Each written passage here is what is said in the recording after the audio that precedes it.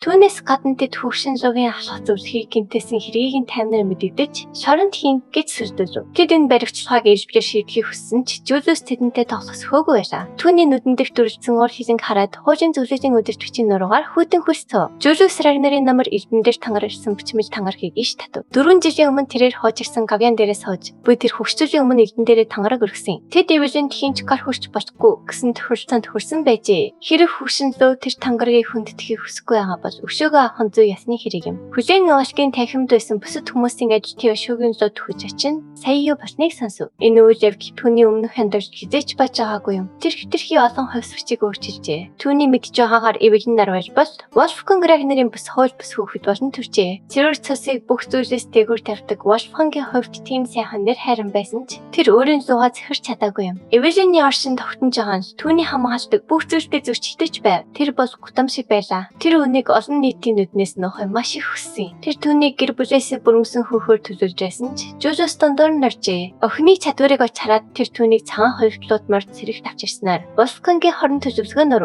тэрээр чадварлагтай ачин өдөртөгч болон өсөж морд цэргийн цар хэрмийг хурдан ахиулжээ. Тэрээр өөрийн ангийн залуу хомод болж алдчихвэд Wolfgang-ийн гаж дантан гэдгийг нэвтрэх түвий гэсэн айдсан төрөв. Гарч бас хурд дагаврыг үлтэн. Тэрээр санамсаргүй алдаа гаргасан дүр эсвэж төрсөн өхнөө алхахыг оролцжээ. Тэр өвчин цохилтоо олдсон ч түүний зүүн гарыг цэвэрхэн тасдаж орхив. Тэрээр энэ халбсаас арай гэж амьд өвдсөн ч нэг мөчөө алдсан тул өнөх хөлнийхөө жолоог атах боломжгүй болжээ. Үүнээс болж эвэлийн цагаасаа өмнө тэтгэврт гарахаас өөр аргагүй төрөв. Үүний дараа тэрээр дөрөвдүгээр бэлтгэхийн танхимыг өдөрт зандарсан бөгөөд язгууртнуудын хэрэгтхэн хизээж орцоогүй юм. Харин Тео Рагнартай уулзсанаар түүний амьдарч дахин алдар хөндлөж эхлэв. Энэхүү үеэмээс хамонд хүргэсэн үйл явдлуудын хэлхээ нь Теогийн хүчлийн дараах үйлдэлүүдийн шууд үр дүн гэж хэлж болно. Тиймээс тэр өөрөө бүх зүйлийг зэгцлэхэн зүй юм. Чөтгөр зуугийн асухын хүслийг харгалсан үзвэл нөхцөл байдал улан дортхоос сэргийжхэд хэцүү байх байлаа. Wolfgang-ийн зууртнууд руу эргэж тэдний өөрийн талд оруулахыг хичээв. Тэрээр Жужусыг Рагнарыг олон 10 жилийн турш хамгаалж ирсэн хамад насныг үл хүндэтгсэн хэмээн зэмлэв. Тэрээр чөтгөр зууг 9 зуугийн эрх мэдлийг ашиглан өөрийн төрөстэй сүрдүүлсэн уруусантай адил үйлдэл гаргасан гэж буруутгав. Тэр өвгөн зөнийг эрх мэдлээ хэтрүүлсэн тухай гомдолцохыг сонсоод Жужусийн өөр хилэн улам бүр төвшөв. Хэрэг Тео дундуур нарч зуушлаагүй бол нөхцөл байдал сүрсээр дуусч болох байлаа. Тэрээр хоёр талд өнөөдөр түүний татнаа найзын төрсөн өдрийн баярт өдөр гэдгийг сануулав. Одоо бол хүн болохныг айлах цаг биш. Жужус залуу дортыг хөндөж өвийг нь сонсдог тул ураадаж чадав. Харин Wolfgang өөрийнх нь өдөөсөн өөр хилэн сар мэгцэнд дөрвөгцэн харагдав. Гэр бүлийн хоёр өндөр зэрэглэлийн гишүүн бие биенийгээ тасчихыг хүсэж байгаа тул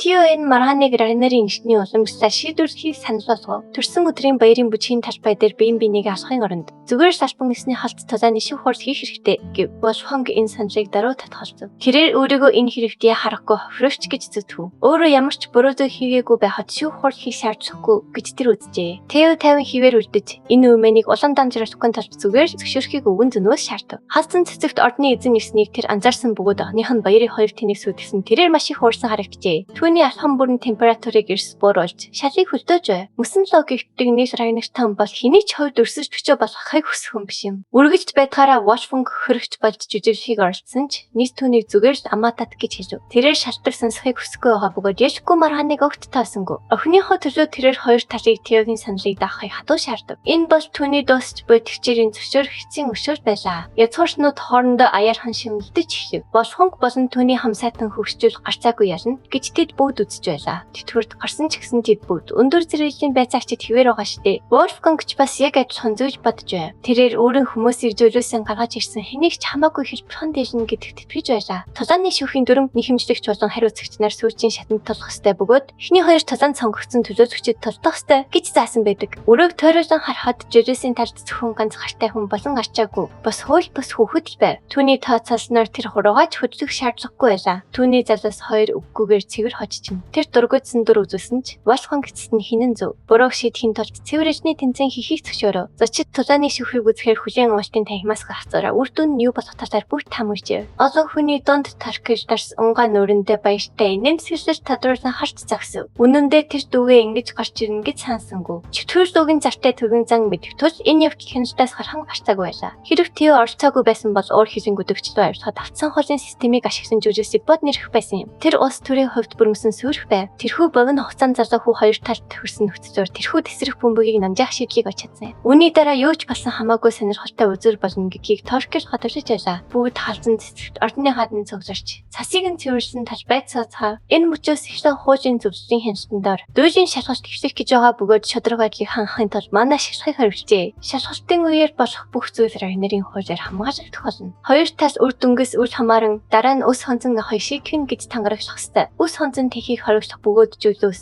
Wolfgang нар бие биеэ шигтэнгээ нөхцөлийг амар зөвшөөрөв. Албангсны ажил барууд дуусаж эхний тулаанчдыг өргөх гарч ирэхийг хүслээ. Олныг гайхшруулан шинээр мандж буй Од Тио Рагнер саныг ир дүүртөө идэвхтэйгээр сэлмээс огосов. Түүний нөхөд Тиог ямар хүчтэйг мэдвч хүүгийнхээ төлөө санаа засаар байлаа. Эсрэг талын эхний тулаанчч бас огтхонч амар хүн биш бололтой. Ремингтон Тиогийн өрсөлдөгч болох хахлахтууны таслах гээ сүрт бетаг танив. Тэрээр өндөр зэрэгцлийн байцаагчид дундаа ур чадвар, тулааны чадвараараа шилдэгүүдийн нэг юм. Арена руу орохоос өмнө Wolfgang Бетад нэг нь эвгүй зөвлөгөө өгөв. Тэрээр үнэн ч таслахтаа ямар ч хэрэгцээгүйгээр үхлийн цэвхэлд өгөх ногоон гөлийг асаалаа. Бета залхамжлагчийг устгахтаа дургуйдсан ч хөвшин зөнөг рингэн дотор хосор дөөжин дүрмээр цагаа тартна гэж итгүүлв. Хэрв залуугийн амийг авч чадахгүй бол Wolfgang дурсгаж босгож ядаж нэг гарыг нь авахыг хүсжээ. Эсрэг тал хоромоо төлөвлөгөө ярьцж зөөр Тио Аренагийн өөрийн тал тайван зогсжээ. Жулиус нэрээ тайширсан бөгөөд ийм ирээдүйтэй залууг өөрийн хэрэгтэй хотгосондоо санаа зовж байлаа. Тэрээр өмнө нь гаргасан бодлогогүй. Үйлдэлийнхээ төлөө Тиосоос уучлалт гуйж энэ үнэхээр зөө зам мөн үү гэж асуусаар байв. Тио түүжийн итгэвчтэйгээр зүгээр явцад итгэхийг түнээс хүсв. Энэхүү дуйлаар түүний хийхийг хүссэн зүйл бол хуучин ус хонцонгаа тайшхан зэрэгцээ олны анхаарлыг өөр дээрээ баг зэрэг татах явж байв. Хоёр тулаанч байраа эзэлмэгц хуужийн зөвлөгийг шүүгчлээ. Бета хэмдээ хөдөлгөөнгөө хамгаалалтын байр шалгарч тайванд олохоор шийдэв. Харин Тио хурдаа нэмж чамин дайрт хийв. Бүрэлдэхүүн ирж буй залууг хараад Бета дайртын сүлв. Тэдний ихний мөргөлтөн хүчний хувьд бараг тэнцүү харагдав. Мандаа шигхийг хориглосон тул тэд зөвхөн биеийн хүчиндээ найдаж чадна. Тэдний мөргөлтөнөөс оч усарч хоёулаа эсрэг зүгт шидэгдэв. Хөл дээрээ бат зогсмогц хоёр тулаанч дараагийн үе рүүгээ хурдтайгаар шилжлээ. Үүний дараа жирийнүүдээр дагаж харахад бэрхүү олон мөргөлтөнүүд өрнөв. Үзэгчдийн харж чадах царын ганц зүйл бол ан сэжимнүүдийн мөргөлтөнөөс гарах гэрэл байлаа. Бета аз хүн нэртэй байж болох чадвартай сэлэмчин юм. Тэрээр Тиогийн цэвэр хүчний эсрэг бараж энэ тэнцээ үзэлдэж байв. Ахлах зууны туслах ашиглаж болох үед сур талбалж чадахгүй байгаадаа илүү их гахаж байлаа. Тэд зөвхөн тандлагын цогцлууд салдж байгаа ч залуу. Хүү Ахмад дайчинтай энэ зэрэгцэн гэдэгт итгэхэд бэрх байв. Тио гарцаагүй залхамжлагч хэмжээний талаанч боловч нас дагаж туршлага ирдэг аж. Бетагийн нууц мэхнүүдийн нэг нь газар нутгийг ашиглах явдал байв. Тэрээр шороо чулуу өшгсөн залуу зортыг хараагүй халгаар хав. Түүнд өвчин цохилт өгөхийн тулд ердөө хором хонзорын харж танирдаж хэрэгтэй байлаа. Бета бодит тулааны туршлагатай тулгуурсандаа өрөөрөө бахаж байв. Залхамжлагчийн нэр төрийг хүндэтгэж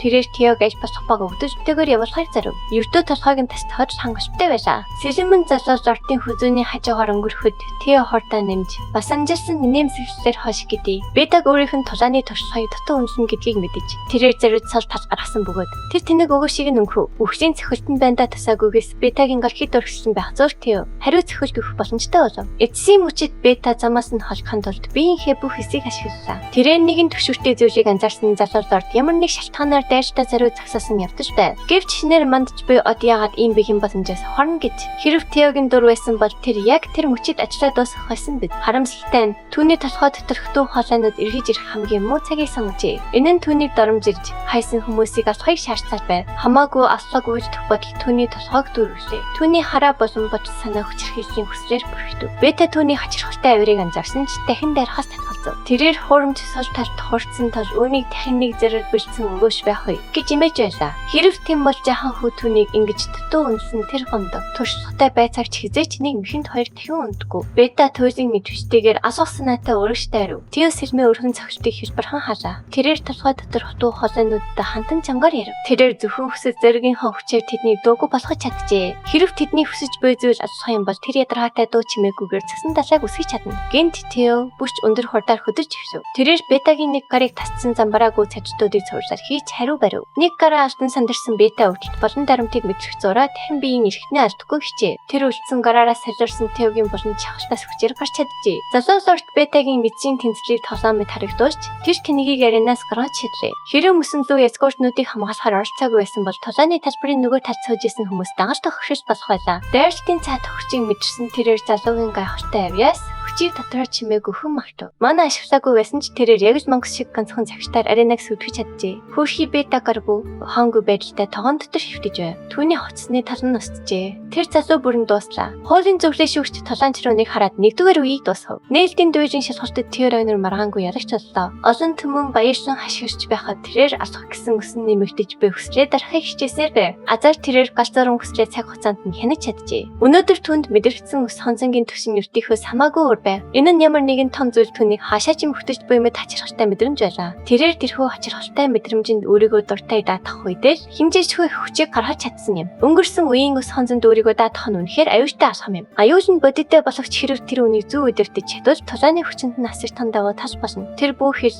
ганцхан төвчлөөр дарах төдийд хоёр дахин хүчтэй болж чадна. Хог хаягчийг цэвэрлэж эвдэрсэн аренаг зассааны дараа хоёрдугаар үеийг хэллээ. Хоёр тулаанчийг гарч ирэхийг хүсв. Гайхалтай нь Тео болон дайртаж дараас нь тулаан хийх болно гэдгээ мэдэгдэв. Шүүгч түүнийг хамгаалалтын талын төлөөлөгчөөр хоёрдугаар үед орцохыг зөвшөөрөв. Энэ нь бас Фонгид огт таалагдсангүй бөгөөд тэрээр энэ шийдвэрийг түүхийн их зантай гэж үзв. Тиймээс тэр хамгийн идэвхтэй тулаанч болох нууцлаг сэлэн ба зууны хаалханы сэлмийн мастер асан Пейж Грэсни гэжээ. Ранкагийн ах дүүс нэгэн хөршин манай ашиглахгүйгээр утгагүй том сэлэм авч явахыг хараад үнэхээр их давчж байлаа. Тэдний хажууд сууж исэн ремонтны төвшөрдөө зэгтээ хүрв. Ранкагийн ах дүүс түүнд 50 байхыг хэлжээ. Мөнгөн гашлан эсрэх тал нөөрэ тасахын тулд өндөр зэрэгийн байцаагч илгээсэн нэгдүгээр үеийг бодвол Пейж Грэсэн өөрөө астартай асуугч гэдгийг онцлоо. Эрүүл ухаантай хин ч холхонгийн талаар Тео гарцаагүй алах бодолтой байгааг харж байлаа. Үүнийг бодвол өмнөх тулааны үр дагавар шинээрээ байгаа үед Тео яригдана гэж төсөөлөхөд бэрх юм. Шүүгч хоёрдугаар үеийг хэлснийг мэдэгдэн шүүгчгэд Тео болсон гэж нь гараа өргөв. Өөр нэгэн хөвшөндөө сэлэм зөрүүлж цаг өрхийн оронд тэр зүгээр цагаан тог өргөж бөөж өгөв. Энэ шийдвэрт хүн бүр ялангуяа хөвшин Пейж маш их гайхав. Тео өөр шиг нь дунд зэрэглэлийн байцаагч нэр хүндтэй авлагчтай тэнцэж чадахгүй гэдгийг дараахнаар тайлбарлав. Тэрээр тулдгүйгээр тэдний хоорондын зэрэг олж харж чаджээ. Нууцлаг сэлэм шудрах тулаан хийх боломжгүй болсондоо маш их бухимдав. Хуулийн зөвлөлийн шүүгч бас гайхаж хоёрдугаар үеийн ялагчийг зарлав. Үзэрчид Теогийн ухаалаг шийдвэрт баяр хүргэн алга таслаа. Тэрээр үндсэндээ төвхтэй ховсгчийг толомоос гаргах чадсан юм. Нэхэмжлэгч болон хариуцагч нард уйлын шалгалтын 3 дахь буюу эцсийн шатанд нүүр тулах ёстойг санаарай. Болсон асуудалтай залхамж хичээс салхад дэндүү анхаарлаа хандуулсан тул ийм энгийн мэхэн туурчжээ. Одоо тэрээр хугархай гартаа толтохоос өөр аргагүй болов. Эвижин амьд байх хугацаанд өөрийн залхууныг нэг хизээч ингэж харж байгаагүй юм. Теог тэдний буланд очиход тэр асуудалд нь дахин утгасандаа хүчээр өчлөө.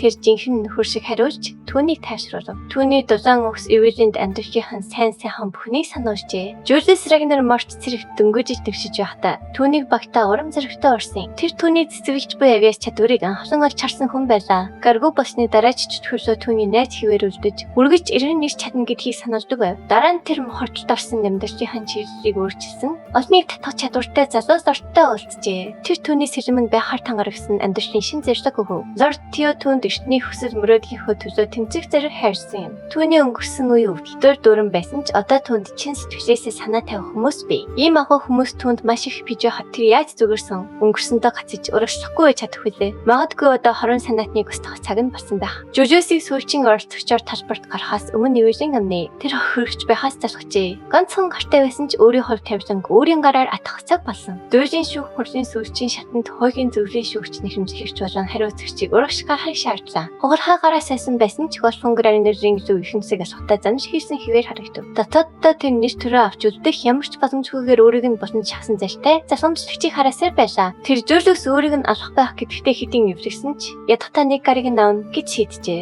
Тэр гарч цавчиж хаях дуртай нэг нь. Шүүгчтэй зөвлөлдсөний эцэст 3 дугаар шатны тасаанчаа өөрчлөх өмгөөлөгчийн хүсэлтийг хүлээн авав. Би барьсан даашин зөмсөж гартаа ир барьсан нэг гарт ахмад талбарт өөртөө идэвхтэйгээр орж ирлээ. Тэгэхэд төө хууль бус өхнөө орж ирэхийг хараад Болфонг босомжлон чанга инэ. Тэр өхнөөс сүүлчийн удаа өршөөл ирэнгүй хов гэж асуулаа. Түүний сүл дорой бодохгүй доромслол отхонч нэрэлсэнгүү. Эвижин рапира сэлмээ далайж жигшүүрт байлууга харцаа тогтов. Болфонгийг галзууруулахын тулд түүнд ертөө ганцхан өв хишгэж хангалттай байлаа. Энэ арчаагүй амтан эцэг гэж дуудуулахыг туйлаас үзэн ядтیں۔ 20 үеийг хэлхийг сонсоод үзэгчид алмааш чирхв. Тэд ахмадлуу болсон Эвижин нэрвэл нарийн холбооны талаар ямар ч ойлголтгүй байжээ. Тэд хууль бус хүүхдийн тухай цав яриа сонсч байсан ч тэр ярианд төдийлөн ач холбогдож өгдөггүй байв. Сандарч твцэн Болфонг Эвижнийг утгагүй зүйл ярьдаг галзуу хүн болгож харуулахыг хичээв. Хэрв түүнийг ийм хариу үйлдэл үзүүлнэ гэдгийг мэдсэн бол тэр үнийг их хийх байсан юм. Тэр энэ навшин гарт амссан бүх хүчирхийллээ өршөөлгүйгээр дэлгэж архив. Өөрийнхөө нэр хүндийг хамгаалахын тулд цагаан хувьтлууд Морт цэргийн зиндаанд өсгөхөд нь Хүртэл түүний хэрхэн хүүхэд байхад нөхдлөн задаж амьдралыг дуусгахыг орцны хүнэ. Хизэрмэсэн Wolfgang-ийн жинхэнэ дүр төрх эцэс нь ил гарлаа. Тэрээр Ragnar овгийн хүндэт Ахмадын хувьд өөрийн түүхийг цэвэрлэх бүрэн ишгтэй гэж зүтгэв. Тэр урандаа хөтлөгдөн өөрийн өчүүхэн гэмт тэргүүдийг барах бүгдийг нь хүлээжлээ. Үүнийг харж байсан язгуурчнууд Эвжинийг өрөөдөж